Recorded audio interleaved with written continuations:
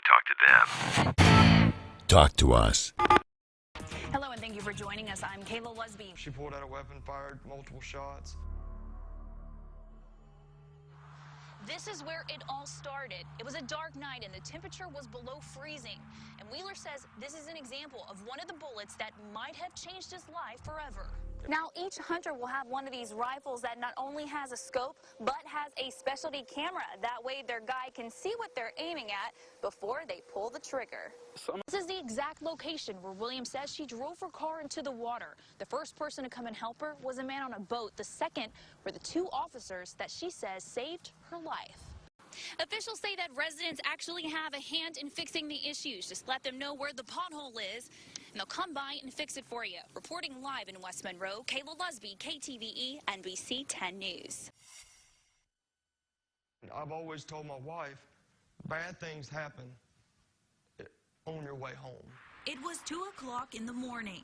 Tyler Wheeler's shift had just ended when he saw a swerving Jeep heading south on Highway 165. We'd done passed several bars, and being that it was that late, vehicles hit the outside line multiple times. I wanted to check and make sure the driver was okay to drive. Wheeler went through the motions of a normal traffic stop at the Hideaway Lounge near Perryville. I went back up to the vehicle and asked her to step out so we could perform some SFSTs, which is standard field sobriety tests. And at that point in time, she pulled out a weapon, fired multiple shots. This is where it all started. It was a dark night and the temperature was below freezing.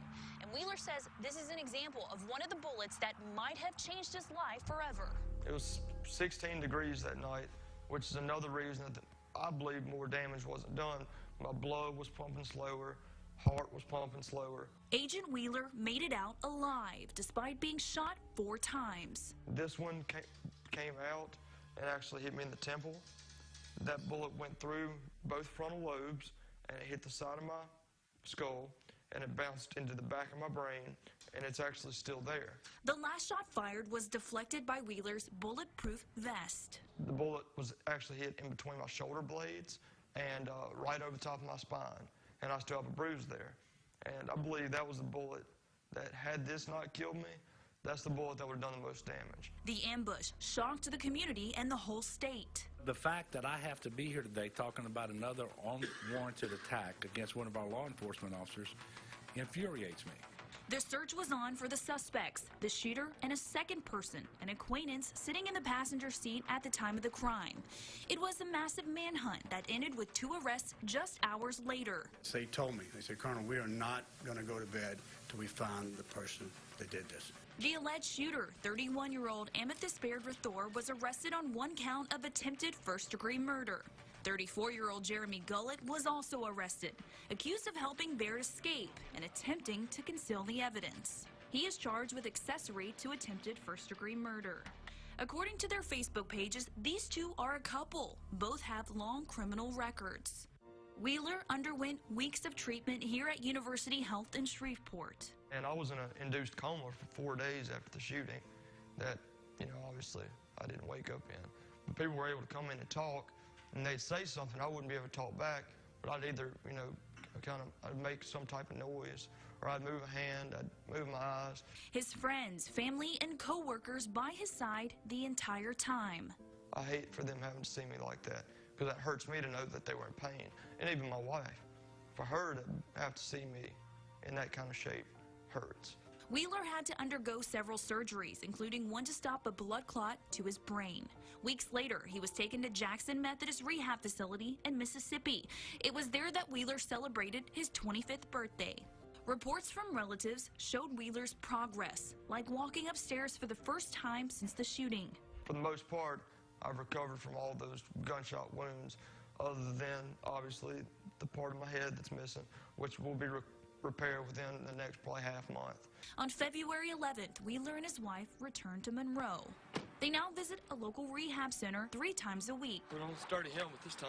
My left leg's a little bit weaker than my right leg. We'll work on my left leg strength. There you go. And my left ankle. Fundraisers for Wheeler were held almost weekly, fueling his strength and recovery process. The community, with their support, has been absolutely outstanding.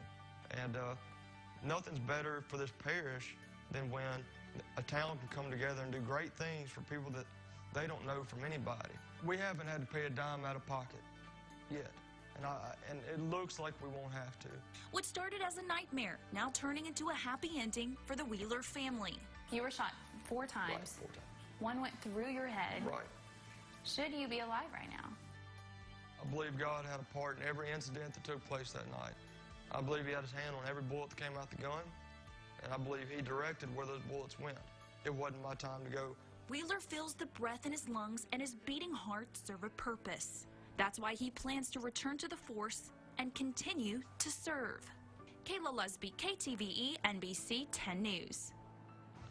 Wheeler says he expects to be back at work in 6 to 7 months. He still has more operations ahead, as he referred to, including one that would reattach a part of his skull. Firefighters have been working for multiple hours trying to put out the blaze, and they're still not done. Small fires have been popping up around the home over the last hour.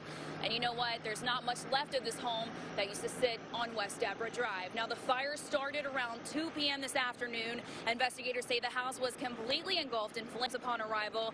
No injuries are being reported at this time. The homeowners of the residents were standing by close to the scene, very distraught and being comforted by neighbors. We spoke to a few family members on the scene, and here's what they had to say. I just thank God that they're okay, and, you know, just pray for peace for them right now, and, you know, because it's just horrible. We're all just in shock. You can't replace your pets and your parents. I mean, you can replace a house. So, I mean, he said that was the first thing he said, Mom's fine, and the dogs are out. Now, the cause of this fire is still under investigation, and I spoke to one of the residents of the home. She said she looked out into her garage, she saw a small fire, ran outside the house, and that's when neighbors heard an explosion. We asked investigators, but they haven't confirmed yet if that explosion was the cause of the fire. Reporting live in Monroe, Kayla Lusby, Fox 14 News. Throughout the election, there seemed to be a bitter partisanship, and today was no different as residents watched the president sworn into office. Many voicing their doubts about President Trump after a controversial campaign and policies that residents are against, while others say they are expecting a positive change for our country, hoping to see the property magnate and billionaire turned president stay true to his word and make America great again. We are hoping for the president to make a good impact on the country. I'm hoping for him to do the best. I'm very optimistic. My biggest concern would be that the swamp would drown him instead of him draining the swamp. With the welfare, about making everybody work, I think if we all work, our country will be a little bit better. Really, Russia kind of scares me right now. I hope him and Putin don't get into a fight, you know. Tensions very high this morning as we try to speak to several local high school students who watched the inauguration. A few principals said no, they didn't even allow their students to watch because they didn't want to stir up any kind of emotion or distraction. Kayla Lusby, KTVE, NBC 10 News. Hello and thank you for joining us. I'm Kayla Lusby. We begin tonight with details of a gruesome murder after police discovered part of a missing Colorado woman's body in a suitcase inside a dumpster in Oklahoma, and they say there might be connection to the murder right here in Louisiana. That's our top story.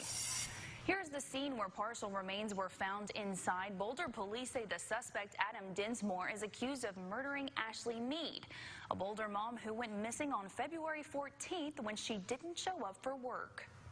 It's possible, however, investigators... The 74th Annual Golden Globe Awards are being handed out tonight. You can watch it right here on NBC. The awards honor the best of both film and television from the past year, and it's widely viewed as a predictor to the upcoming Oscars race. Jenna Kim has a preview of tonight's nominees.